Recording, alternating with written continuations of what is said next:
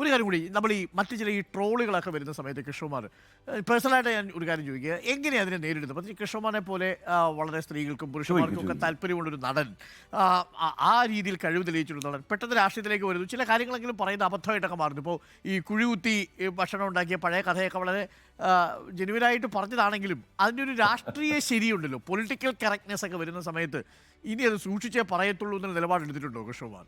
എന്ത് പറഞ്ഞാലും അത് കുഴപ്പമാവുന്നൊരു ഘട്ടം എത്തിയല്ലോ. വളരെ ശരിയാണ്. രണ്ട് കാര്യങ്ങൾ അതിനകത്ത് കാണുന്നുണ്ട്. ഒന്ന്, ഞാനതിനെ വലുതായിട്ട് കാണത്തില്ല. കാരണം എൻ്റെ വീട്ടിൽ 4 മക്കളും ഭാര്യയും. മറ്റൊരു ഭാഗ്യമെന്ന് വെച്ചാൽ ഇവരെല്ലാവരെയും മലയാളികൾ വളരെയധികം സ്നേഹിക്കുന്നു, അംഗീകരിക്കുന്നു. 6 പേരും അറിയപ്പെടുന്ന ഒരു അനുഗ്രഹീത കുടുംബമാണ്. ഞങ്ങൾക്കിതിൻ്റെ ധാരാളം നന്മകൾ നിറഞ്ഞതാണ് കമൻറ്റുകളാണ് കൂടുതലും കാണുന്നത്, 90%. ഈ 10% എപ്പോഴും നെഗറ്റീവ്നെസ് വരണം. കാരണം അതിലൂടെ നമുക്ക് കുറേയൊക്കെ തിരുത്താൻ കഴിയും. ഒന്ന്. 2, ഇതും പലർക്കും ഒരു വരുമാന മാർഗ്ഗമാണ്. കാരണം നമ്മളെപ്പറ്റി ട്രോളുണ്ടാക്കി അവർക്ക് ഉപജീവന മാർഗ്ഗം ഉണ്ടാക്കാൻ പറ്റുന്നു.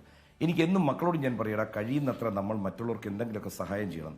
പക്ഷെ ഇത് നമുക്ക് നേരിട്ട് പോയി സഹായിക്കാൻ പറ്റുന്നില്ല. അപ്പം നമ്മുടെ കുടുംബത്തിനെ ട്രോൾ ചെയ്തിട്ടാണെങ്കിലും കുറേ പേർക്ക് വരുമാനവും അതിലൂടെ സന്തോഷവും കിട്ടുന്നുണ്ട്. അപ്പോൾ ഞാൻ മക്കളോടും പറയും, വലുതായിട്ട് പ്രതികരിക്കരുത്. അവരുടെ ജീവിതത്തിൽ നന്മ സംഭവിക്കുന്ന നമ്മളാൽ ആയിക്കോട്ടെ, അതുകൊണ്ട് അവരെ വിട്ടേക്കണം. 1.